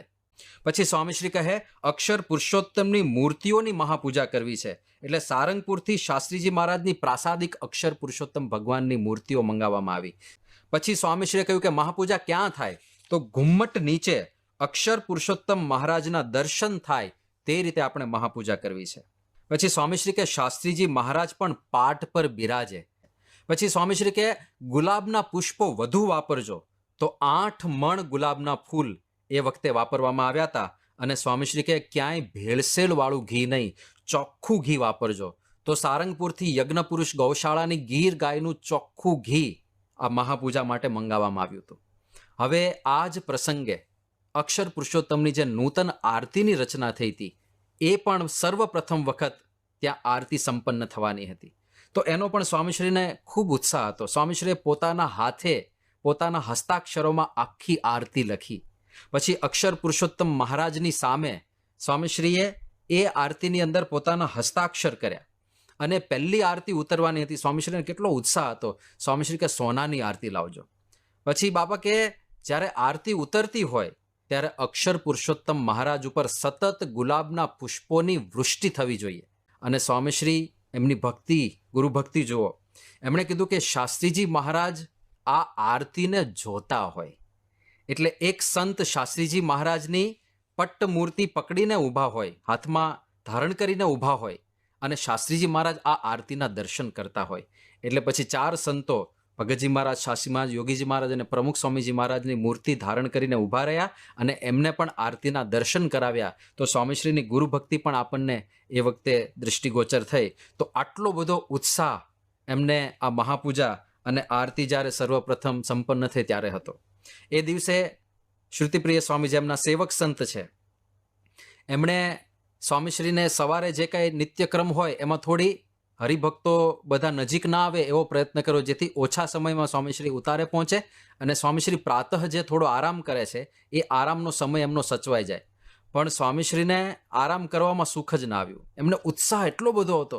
તો 9 વાગે તો સ્વામીશ્રી પાછા તૈયાર થઈ ગયા કે ચલો આપણે ત્યાં મહાપૂજા માટે જવાનું છે, આરતી માટે જવાનું છે. પછી સ્વામીશ્રી બોલ્યા કે આ શ્રુતિપ્રિય સ્વામીએ બધી વ્યવસ્થા કરી, થોડી ઉતાવળ કરાવી જેથી મને આરામ મળે. પણ સ્વામીશ્રી કે મને ઊંઘ જ ન આવી. પૂછ્યું સંતો કે કેમ બાપા ઊંઘ ના આવી? તો સ્વામીશ્રી કે અક્ષર પુરુષોત્તમ માટે મુંડાવ્યું છે એ વિચારમાં ઊંઘ જ ના આવી. તો આ રીતે આરતીના મહાપૂજા સંપન્ન થઈ અને પુનઃ સ્વામીશ્રીએ કાગળ અને કલમ હાથમાં લીધા અને પત્ર લખ્યો અને પત્રનું એક વિશિષ્ટ ટાઇટલ, એક વિશિષ્ટ શીર્ષક એમણે બાંધ્યું કે વિજયના ડંકા, આરતીના ડંકા. અને સ્વામીશ્રીએ એ પત્રમાં લખેલું કે શાસ્ત્રીજી મહારાજના મનમાં જે આરતી હતી તે આજે સાકાર થઈ. મહારાજ, સ્વામી, ભગતજી મહારાજ, શાસ્ત્રીજી મહારાજ, યોગીજી મહારાજ અને પ્રમુખ સ્વામી મહારાજ સાક્ષાત આવ્યા હતા. શાસ્ત્રીજી મહારાજના કાર્યને નિહાળવા કોણ ન આવે? અને પછી એમાં સ્વામીશ્રીએ લખ્યું કે હવે આ આરતી, મહાપૂજા ને નામાવલી હજારો વર્ષ ચાલશે અને હજારો વર્ષ સુધી ભક્તોને પરમ સુખ આપશે. આ પ્રસંગે સ્વામી બાપા એટલા બધા પ્રસન્ન હતા. તો સાંજે પરમ પૂજ્ય ત્યાગવલ્લભ સ્વામીએ સ્વામીશ્રીને મીઠું મોઢું કરાવવા માટે પૂરણપળીનો એક નાનો ટુકડો એમના મોંમાં મૂક્યો જ્યારે સ્વામીશ્રી ભોજન અંગીકાર કરતા હતા ત્યારે. હવે સાધારણ રીતે એમને મિષ્ટાન ઉપર લેશ માત્ર રુચિ નહીં, પણ એ દિવસે એક ટુકડો ત્યાગવલ્લભ સ્વામી એમને જમાડ્યો. સ્વામીશ્રીએ સામેથી બીજો ટુકડો માગ્યો કે વધારે જમાડો, આજે ખૂબ આનંદનો અવસર છે, તો આજે તો મીઠું મોઢું કરવું જ જોઈએ. તો બીજો ટુકડો ત્યાગવલ્લભ સ્વામીએ જમાડ્યો. ત્યાં વિવેક સાગર સ્વામી પધાર્યા એટલે સ્વામીશ્રી કે તમે પણ જમાડો. તો વિવેક સાગર સ્વામીએ પણ પૂરણપોળીનો એક નાનો ટુકડો સ્વામીશ્રીને જમાડ્યો. તો આટલો બધો આનંદ અને ઉત્સાહ સ્વામીશ્રીને એ દિવસે હતો. અને ખરેખર આ તો એકદમ હલી જવાય એવું કાર્ય હતું. એક નૂતન આરતી આખા સંપ્રદાયમાં પ્રવર્તમાન કરવાની હતી. જો બ્રહ્માનંદ સ્વામી હોત તો મહંત સ્વામી મહારાજ માટે પણ લખેત કે બ્રહ્માનંદ કહે સંશય થયો નહીં, ધન્ય તમારી છાતલડી. શાસ્ત્રીજી મહારાજ માટે એમના સ્તોત્રની અંદર એક વિશેષણ લખવામાં આવ્યું છે, સિદ્ધાંત સત્ય પરિરક્ષણ બદ્ધ દૃષ્ટિ. એમની દ્રષ્ટિ એક જ વસ્તુ પર બંધાયેલી હોય. શેમાં? સિદ્ધાંત સત્ય પરિરક્ષણ. સિદ્ધાંત રૂપી સત્યનું રક્ષણ થાય. આ જે કાર્ય છે ને સિદ્ધાંતનું રક્ષણ કરવાનું, એ સત્પુરુષને જ સૂજે અને એ જ બીજામાં પ્રેરી શકે.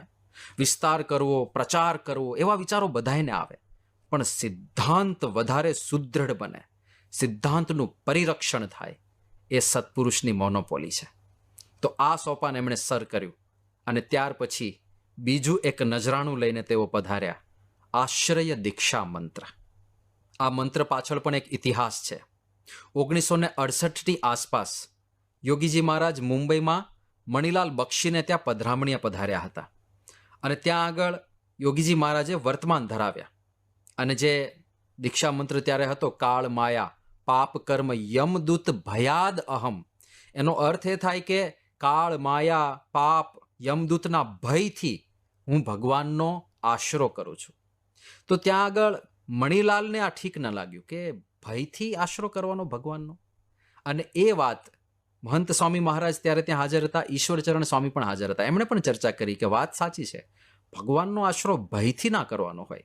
તો ત્યારે બંને આ સંતોએ ચર્ચા કરેલી કે આમાં આપણે કંઈક સુધારો કરવો જોઈએ, પણ એ સોપાન સર કરવાનો સમય હવે આવ્યો.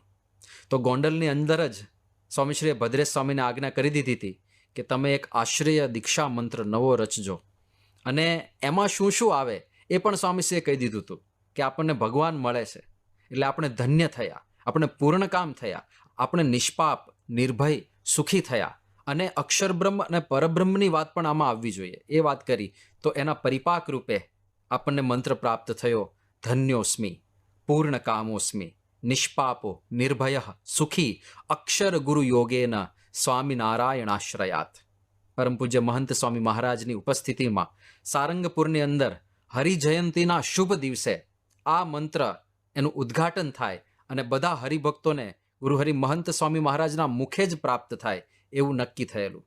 હવે સ્વામીશ્રી યજ્ઞ પુરુષ સ્મૃતિ મંદિરે એ દિવસે પધાર્યા ત્યારે ભદ્રેશ સ્વામી તથા અન્ય વરિષ્ઠ સંતો ત્યાં આગળ મંત્ર લઈને ઉપસ્થિત હતા. બાપાએ હરિકૃષ્ણ મહારાજનું એકદમ ભક્તિભાવથી પૂજન કર્યું, શાસ્ત્રીજી મહારાજને અર્ચા કરી, પછી મંત્ર જે તકતી ઉપર કોતરેલો હતો એ તકતીનું પૂજન કર્યું. અને પછી સ્વામીશ્રીએ ત્યાં જે વડીલ સંતો બધા હાજર હતા એ બધા સંતોને સર્વપ્રથમ વખત આ મંત્ર ઝીલાવ્યો. અને ત્યાર પછી સ્વામીશ્રી પૂજામાં પધાર્યા. પૂજા પૂરી થઈ પછી ત્યાં હરિભક્તો જેટલા ઉપસ્થિત હતા એ બધાને પણ સ્વામીશ્રીએ જાતે આ મંત્ર ઝીલાવ્યો. અને ખાલી ઝીલાવ્યો એટલું જ નહીં, મંત્રના એક એક શબ્દનું સ્વામીશ્રી નિરૂપણ કરવા લાગ્યા. સ્વામીશ્રી કે ધન્યોસ્મિ એટલે કે પૂર્ણ પુરુષોત્તમ ભગવાન સ્વામિનારાયણ આપણને મળ્યા, જેમના ઉપર બીજી કોઈ સત્તા નથી, એમના શરણે આપણે ગયા એટલે આપણે ધન્ય ધન્ય થઈ ગયા, આપણી ધન્યતાનો કોઈ પાર નથી. પછી સ્વામીશ્રી કે પૂર્ણ કામોસ્મિ, શ્રીજી મહારાજનો આશરો થયો એટલે આપણે બાકી શું રહ્યું, એટલે આપણે પૂર્ણકામ થયા. એમ કરીને એક એક શબ્દનું એમણે નિરૂપણ કર્યું. અને પછી પાછો ફરીથી બધા હરિભક્તોને આ મંત્ર એમણે બોલાવડાવ્યો. અને પછી સ્વામીશ્રી અત્યંત રાજી થયા અને સંતોષથી એમણે કહ્યું કે પેલું ભયવાળું હતું એ હવે નીકળી ગયું. એમના ચહેરા ઉપર એકદમ સંતોષ હતો. ત્યાર પછી સ્વામીશ્રી ઉતારે પધાર્યા અને ત્યાં પણ આ જ બધી ચર્ચા ચાલી. અને પછી ત્યાં સ્વામી એવું બોલ્યા કે કાળનો ભય હવે મટી ગયો. અને એ બધી વાતો ચાલતી હતી ત્યારે સ્વામીશ્રી એક વાક્ય બહુ સરસ બોલ્યા. સ્વામીશ્રી કે આ મંત્ર અનંત કાળ સુધી રહેશે અને અનંત બ્રહ્માંડમાં મહારાજ જ્યાં જશે ત્યાં આ જ મંત્ર અપાશે. તો આ પણ એક યુગ કાર્ય એમણે સંપન્ન કર્યું અક્ષર પુરુષોત્તમ ઉપાસનાની પુષ્ટિ માટે. અને ત્યાર પછી બીજો એક ઉપહાર લઈને મહંત સ્વામી મહારાજ 5 જુલાઈ 2020ના રોજ ઉપસ્થિત થયા. સત્સંગ દીક્ષા ગ્રંથની એમણે ભેટ આપી. અવસર હતો ગુરુ પૂર્ણિમાનો. સ્વામીશ્રી નૈનપુરમાં વિરાજમાન હતા અને આજ્ઞા અને ઉપાસનાના સિદ્ધાંતો બધા એક સાથે એક જ ગ્રંથમાં ખૂબ જ સારી રીતે અને છતાં પણ સંક્ષેપમાં આવી જાય એવો અદ્ભુત ગ્રંથ સ્વામીશ્રીએ આપણને ભેટ ધર્યો. અક્ષર પુરુષોત્તમના ઉપાસક માટે કેટલી સ્પષ્ટતા થઈ ગઈ. અક્ષર પુરુષોત્તમના ઉપાસકની નિત્ય પૂજા કેવી હોય એની ડિટેલ ક્યાંય નહોતી, એ આ ગ્રંથમાં એમણે લખી. અક્ષર પુરુષોત્તમના ઉપાસકનો વ્યવહાર કેવો હોય, એને કયા કયા નિયમો પાળવાનો હોય, એની વૈચારિક સાધના કેવી હોય, એ બધું જ સ્વામીશ્રીએ ત્યાં આગળ નિરૂપિત કર્યું. અને દૂરંદેશિતા આપણને બાપાની વિશેષ ક્યાં દેખાય? દાખલા તરીકે એક નાનું દ્રષ્ટાંત જોઈએ તો સ્વામીશ્રીએ લખ્યું કે પૂજાની અંદર કઈ કઈ મૂર્તિઓનું સ્થાપન કરવું. તો શ્રીજી મહારાજથી માંડીને ગુણાતીતાનંદ સ્વામી અને પ્રમુખ સ્વામી મહારાજ પર્યંત બધા જ ગુરુઓની મૂર્તિઓ પધરાવવાની. અને ત્યાર પછી જે ગુણાતીત સત્પુરુષને પોતે સેવ્યા હોય એ ગુણાતીત ગુરુની મૂર્તિઓ પધરાવી. હવે આ વાક્યમાં કેટલી દૂરંદેશિતા છે. આપણે ત્યાં તો ગુણાતીત સત્પુરુષ એ સદૈવ પૃથ્વી પર પ્રગટ રહેવાના છે. એ ક્યારેય અંતર્ધાન નથી થવાના. એ એક યા બીજા સ્વરૂપે પરંપરાગત રીતે ગુરુ પરંપરા દ્વારા પ્રગટ જ રહેશે. તો દાખલા તરીકે આજથી હજારો વર્ષ પછી એવો અવસર આવશે કે ગુરુ પરંપરાની અંદર 500 ગુણાતીત ગુરુઓ હશે. તો રોજ સવારે 500 ગુણાતીત ગુરુઓની મૂર્તિઓ પધરાવવાની. તો કેટલી વ્યાવહારિકતા અને કેટલી દૂરંદેશિતા. સ્વામીશ્રી કે પ્રમુખ સ્વામી મહારાજ પર્યંત બધા ગુરુઓની મૂર્તિ પધરાવવી એ અક્ષર પુરુષોત્તમ ઉપાસના માટે આ ગુરુઓએ જે પ્રચંડ પુરુષાર્થ કર્યો છે, જે કષ્ટો સહન કર્યા છે, જે ભીડો વેઠો છે, એના માટે એમની અંજલિ છે. અને પછી સ્વામીશ્રી કે જે ગુરુઓની પોતે સેવા કરી હોય, સેવન કર્યું હોય એ ગુરુઓની મૂર્તિ પધરાવી. તો એમની દૂરંદેશિતા આ ગ્રંથમાં આપણને દેખાય. આવી તો ઘણી બધી વિશેષતાઓ આ ગ્રંથની અંદર છે. આ ગ્રંથના લેખનમાં પણ સ્વામીશ્રીને અત્યંત ઉત્સાહ હતો. નવસારીની અંદર વસંત પંચમીના દિવસથી સ્વામીશ્રીએ આ ગ્રંથ લખવાની શરૂઆત કરી હતી. 30 જાન્યુઆરી 2005નો એ દિવસ હતો અને સાંજે 5:30 વાગે સ્વામીશ્રીએ આ ગ્રંથ લખવાનો શરૂ કર્યો અને 2 એપ્રિલ 2020ના રોજ એટલે કે 64 દિવસની અંદર સ્વામી બાપાએ ગુજરાતીમાં આ ગ્રંથનું લખાણ પૂર્ણ કરેલું. પણ સ્વામીશ્રી જે કાગળ ઉપર લખતા હતા, જે કલમથી લખતા હતા, એ બધી જ પસંદગી એમની પોતાની હતી. એમણે નક્કી કર્યું કે કેવો કાગળ હોવો જોઈએ તો લાંબા સમય સુધી ચાલે. તો 500 થી 600 વર્ષ સુધી જે કાગળને કાંઈ ના થાય એવો કાગળ સ્વામીશ્રીએ પસંદ કર્યો. પછી પેન પણ એવી પસંદ કરી કે જેની શાહી રેળાઈ ના જાય, એની શાહી, એના શબ્દો, અક્ષરો એમને એમ વર્ષો સુધી યથાવત રહે એ પ્રકારની પેન એમણે પસંદ કરી. અને ઉત્સાહ અને ભીડો વેઠવાની તૈયારી કેટલી. તો 1 ફેબ્રુઆરી 2020ના દિવસે સ્વામીશ્રીએ સંતો સાથેના વાર્તાલાપમાં સાહજિક રીતે એવું કીધેલું કે 24 કલાક ખભો દુખ્યા કરે છે. એમના ખભામાં દુખાવો થતો હતો. અને એના 4 દિવસ પછી જ 5 ફેબ્રુઆરી 2020 એ દિવસે સ્વામીશ્રીએ 4 સેશનમાં લખ્યું અને 4 સેશન ભેગા કરીને 200 મિનિટ એટલે કે 3 કલાક અને 20 મિનિટ સુધી લખ્યું. તો ત્યારે સેવક સંતોએ કીધું કે બાપા આજે આપે 3 કલાક ને 20 મિનિટ લખ્યું. સ્વામી કે હજુ કલાક લખી શકું. સેવક સંતોએ કીધું કે બાપા થાક નથી લાગતો? સ્વામીશ્રી કે આખી રાત લખું તોય થાક ન લાગે. તો હજી 4 દિવસ પહેલા તો એવું બોલ્યા હતા કે ખભો દુખે છે, 24 કલાક દુખ્યા કરે છે. અને 4 દિવસ પછી જ એક જ દિવસમાં 3 કલાક ને 20 મિનિટ સુધી એમણે આ લખાણ કાર્ય કર્યું. સેવક સંતોને ઘણી વખત આશ્ચર્ય થતું સ્વામીશ્રી જે ઝડપથી લખતા હતા. કારણ કે ઘણીવાર એવું જોવા મળે કે સ્વામીશ્રીને એક પત્ર લખતા કલાક નીકળી જાય અને આમાં તો એટલું ઝડપથી લખતા હતા કે સેવકોએ ધાર્યું ન હોય અને કાગળ ખૂટી જાય. કારણ કે એમણે તો ગણતરી રાખી હોય કે સ્વામીશ્રી રોજ આટલું લખે છે એટલે આટલા કાગળ પૂરતા થઈ ગયા, પછી બીજા મંગાવીશું. પણ કાગળ ખૂટી જાય, ઘણીવાર કલમ હાજર ના હોય, કલમ ખૂટી ગઈ હોય. અને સ્વામીશ્રી ઘણી વખત તો સેવકોને કહે કે જો આજે એકાદશી છે, બીજું કાંઈ દર્શન કે એવું કાંઈ વિશેષ છે નહીં આજે, તો આજે વ્યવસ્થિત લખવું છે એટલે કાગળ ને કલમ તૈયાર રાખજો, પછી હું માગું તમે એવું નહીં કહેતા કે સ્વામીશ્રી મંગાવવાનું બાકી છે. તો આટલો ઉત્સાહ, સ્વામીશ્રી આટલા ઉત્સાહથી લખતા હોય. સેવક સંતો એક વખત પૂછ્યું બાપા કોણ લખે છે? મહંત સાહેબ મહારાજ કે અક્ષર લખે છે. એક વખત પૂછ્યું તો સ્વામીશ્રી કે મહારાજ સ્વયં લખે છે. તો આટલો બધો ઉત્સાહ એમને હતો કારણ કે એ પોતે અક્ષર છે અને એમનામાં પરબ્રહ્મ પુરુષોત્તમ ભગવાન અખંડ વિરાજે છે. અક્ષર પુરુષોત્તમ મહારાજ દ્વારા આપણને આ ગ્રંથની ભેટ પ્રાપ્ત થઈ છે. ગુરુ પૂર્ણિમાના શુભ અવસરે આ ગ્રંથ બધા હરિભક્તોને આપવામાં આવે એવું નિશ્ચિત થયું. તો એ દિવસે બધા સદગુરુ સંતોએ આ ગ્રંથનું પૂજન કર્યું અને પછી બરાબર 11:32 સ્વામીશ્રીએ ગ્રંથ હાથમાં ગ્રહણ કરીને હરિકૃષ્ણ મહારાજને અર્પણ કર્યો અને એ વખતે સંતોએ ગગનભેદી જયનાદો કર્યા અને વધુ એક ઐતિહાસિક કાર્ય સંપન્ન થયું. હવે આ ગ્રંથનું હજી અર્પણ કર્યું સ્વામીશ્રીએ 6ઠી તારીખે. બીજા જ દિવસે સ્વામીશ્રીએ સારંગપુર પત્ર લખી દીધો કે કાલથી આ ગ્રંથની પારાયણ શરૂ કરવી છે. અને એની પણ બધી ડિટેલ સ્વામીશ્રીએ લખી કે ભદ્રેશ સ્વામી વાંચે અને હું એના પર બધી વાત કરીશ. તો એ પણ આખી પારાયણ સંપન્ન થઈ અને પારાયણના અંતે સ્વામીશ્રીએ પત્ર લખ્યો કે મારા મનમાં ઘણાય સમયથી રહેતું કે આ બધી સારભૂત વાતો જે આપણા ગ્રંથોમાં અને ગુરુ પરંપરામાં જોવા મળે છે તે બધા સંતો હરિભક્તો સુધી પહોંચે.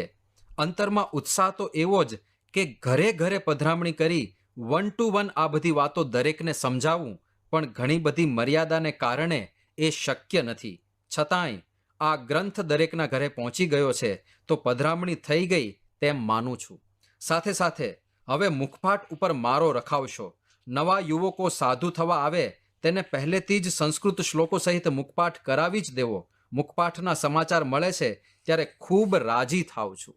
તો આ રીતે બીજું એક સોપાન સ્વામીશ્રી દ્વારા સંપન્ન થયું અને ત્યાર પછી એક વિશિષ્ટ ઉપહાર લઈને સ્વામીશ્રી પધાર્યા, જેના પડઘમ રૂપે જ આ અક્ષર બ્રહ્મ સત્રનું આયોજન થયું છે. અક્ષર બ્રહ્મ મૂર્તિ પ્રતિષ્ઠા મહોત્સવ. હરિકૃષ્ણ મહારાજની મૂર્તિ જેની પૂજા સ્વયં ગુણાતીતાનંદ સ્વામીએ કરી હતી. એ વર્ષોથી ગુણાતીત સત્પુરુષો દ્વારા એ મૂર્તિ પૂજિત થઈ, પણ સાથે અક્ષર બ્રહ્મ પ્રતિષ્ઠિત થાય એવો સંકલ્પ મહંત સ્વામી મહારાજે 1962માં કરેલો. અક્ષર ભવન મુંબઈની જ્યારે પ્રતિષ્ઠા થઈ અને ત્યાં આગળ અક્ષર પુરુષોત્તમ મહારાજ સાથે છે, ત્યારથી એમના મનમાં સંકલ્પ હતો કે આ હરિકૃષ્ણ મહારાજ સાથે પણ અક્ષર બ્રહ્મ પ્રતિષ્ઠિત થવા જોઈએ. તો કેવી મૂર્તિ કરવી ત્યાંથી માંડીને પ્રતિષ્ઠા વિધિમાં યજ્ઞ થાય, નગર યાત્રા થાય, એ બધું આયોજન સ્વામીશ્રીએ કાગળ અને કલમ ઉઠાવીને કરેલું. નગર યાત્રાનો સંકલ્પ સ્વામીશ્રીએ કર્યો. આત્મસ્વરૂપ સ્વામી વગેરે સંતોએ કીધું કે બાપા આપણે નેનપુરમાં છીએ, આઇસોલેશનમાં છીએ અને ખાલી 40 જણા જ છે અહીંયા, તો એટલામાં શું નગર યાત્રા? સ્વામીશ્રી કે તમને 40 દેખાય છે, મને તો 40,000 દેખાય છે. આટલો બધો ઉત્સાહ એમને હતો. તો નગર યાત્રા થઈ. વિધિવત શિખરબદ્ધ મંદિરની મૂર્તિ પ્રતિષ્ઠામાં જેવો યજ્ઞ થાય એવો યજ્ઞ થયો અને આ રીતે ધામધૂમથી મૂર્તિ પ્રતિષ્ઠા વિધિ પણ સંપન્ન થયો. તો એ પણ મહાન કાર્ય સ્વામીશ્રી દ્વારા સંપન્ન થયું. ત્યાર પછી જન્માષ્ટમીના દિવસે સ્વામીશ્રી એક વિશિષ્ટ સંકલ્પ કર્યો કે સત્સંગ દીક્ષા ગ્રંથ જે રચાયો છે એના ઉપર ભાષ્ય રચાય. જેમ ઉપનિષદ ઉપર ભાષ્ય લખાય છે એમ આ ગ્રંથ ઉપર પણ ભાષ્ય રચાય અને શરદ પૂર્ણિમાના દિવસે પૂર્ણ થાય એ રીતે ભાષ્ય રચો એવી આજ્ઞા સ્વામીશ્રીએ ભદ્રેશ સ્વામીને કરી અને એ ભાષ્ય પણ પૂર્ણ થયું અને પ્રમુખ ભાષ્ય તરીકે સ્વામીશ્રીએ એનું પણ ઉદ્ઘાટન કર્યું. આ ઉપરાંત અક્ષર પુરુષોત્તમની પુષ્ટિ માટે, આ ઉપાસનાના પ્રવર્તન માટે સ્વામીશ્રીએ બાળકો, યુવકો, હરિભક્તો ઉપર કેટલા બધા પત્રો લખ્યા. સ્વામીશ્રીએ અક્ષર પુરુષોત્તમની છાવણી કરી. અમેરિકાથી લંડન જ્યારે 2017માં સ્વામીશ્રી આવતા હતા તો એ વખતે રસ્તામાં ફ્લાઇટની અંદર સ્વામીશ્રીએ વાત કરેલી કે અક્ષરનો મહિમા હજી જોઈએ એવો કહેવાતો નથી. એટલે સંતોએ પૂછ્યું કે બાપા શું કરવું છે? તો સ્વામીશ્રીએ ત્યારે આ છાવણીનો સંકલ્પ રજૂ કર્યો. તો લંડનની અંદર 24/9/2017 એ દિવસે આ છાવણીનું આયોજન થયું. આખો દિવસ અક્ષર પુરુષોત્તમના મહિમાની વાતો થાય. એક દિવસમાં આખો દિવસ એટલે સતત 7.5 કલાક આ બધી કથા વાર્તાઓ થઈ અને એમાં સ્વામીશ્રી આવીને બેઠા 7.5 કલાક સુધી. પછી રાત્રે સ્વામીશ્રી જ્યારે આરામમાં જતા હતા ત્યારે સંતોએ વાત કરી કે બાપા આજે આપ 7.5 કલાક સુધી બેઠા. તો સ્વામીશ્રી કે હજુ વધુ 2 કલાક પણ મારે બેસવાની શ્રદ્ધા હતી. તો આવી રીતે એમણે છાવણી કરાવી. પછી અક્ષર પુરુષોત્તમ દર્શન પરિચય પુસ્તિકા રચાવી અને એ પુસ્તિકાને આધારે બ્રહ્મસત્રોની પારાયણ કરાવી. તો એ પારાયણ પણ એટલી અદ્ભુત થઈ. એનાથી બધા હરિભક્તોને અક્ષર પુરુષોત્તમનો એટલો મહિમા સમજાયો. એક પ્રાગ્ન 3 સુધી પરીક્ષા આપેલા હરિભક્તે વાત કરેલી કે અક્ષરનો આટલો બધો મહિમા શાસ્ત્રોમાં વર્ણવ્યો છે, મારી તો આંખ ઉઘડી ગઈ. તો આ બધા અક્ષર પુરુષોત્તમ ઉપાસનાના પોષણ માટેના અદ્ભુત કાર્ય મહંત સ્વામી મહારાજ દ્વારા સંપન્ન થયા. અને આ ઉપરાંત કાશીની અંદર અક્ષર પુરુષોત્તમ દર્શન પીઠની સ્થાપના થઈ. એમની નિશ્રાની અંદર દક્ષિણ ભારતના વિદ્વત જગતમાં પણ અક્ષર પુરુષોત્તમનો ભવ્ય ઉદ્ઘોષ થયો અને નાના નાના બાળકોમાં પણ અક્ષર પુરુષોત્તમની કેવી ખુમારી ને કેવી નિષ્ઠા. તો હમણાં જ સારંગપુરની અંદર પરમ પૂજ્ય મહંત સાંઈ મહારાજના સાનિધ્યમાં 67 જેટલા નાના નાના બાળક બાલિકાઓ અને શિશુઓ એકત્ર થયા હતા, જેમણે 565 થી વધારે સ્વામિનારાયણ સિદ્ધાંત કારિકાઓ એટલે કે સંસ્કૃત શ્લોકો મુખપાઠ કર્યા હતા. અમુક બાળકો તો એવા હતા કે જેમને લખતા વાંચતા નહોતું આવડતું. 4.5 વર્ષનો બાળક, મુંબઈનો બાળક અક્ષર નામનો, એને લખતા વાંચતા નથી આવડતું. કેવળ સાંભળીને 565 જેટલી કારિકાઓ સંસ્કૃતમાં એણે મુખપાઠ કરી. તો આ બધા બાળ પુષ્પો દ્વારા પરમ પૂજ્ય મહંત સ્વામી મહારાજ ભવિષ્યની પેઢીનું નિર્માણ કરી રહ્યા છે. એટલે આ બધું જોતા, આ સમગ્ર રીતે જ્યારે એમના કાર્યને આપણે જોઈએ ત્યારે આપણને પ્રતીતિ થાય કે આ એ જ લાઈન ચાલી આવે છે અને અક્ષર પુરુષોત્તમ ઉપાસનાનું પોષણનું કાર્ય આજે મહંત સ્વામી મહારાજ દ્વારા પણ પૂરજોશની અંદર ચાલી રહ્યું છે. આ તો આપણે એમના વિરાટ કાર્યમાંથી ખાલી અલ્પ આચમન આજે કર્યું. તો અંતની અંદર ગુરુહરિના ચરણોમાં એ જ પ્રાર્થના કરીએ કે હે સ્વામી, આપે આ અક્ષર પુરુષોત્તમ ઉપાસનાના પ્રવર્તનનો ગિરનાર ઉપાડ્યો છે, તો એમાં અમે યત્કિંચિત ટેકો અડાડી શકીએ અને જીવનભર ચડતા રંગ સાથે અક્ષર પુરુષોત્તમની સેવામાં બળદિયા બનીને મંડ્યા રહીએ અને આપની સેવાના પાત્ર બની શકીએ એવા બળ, બુદ્ધિ અને શક્તિ અમને આપજો. શ્રી સ્વામિનારાયણ ભગવાનની જય.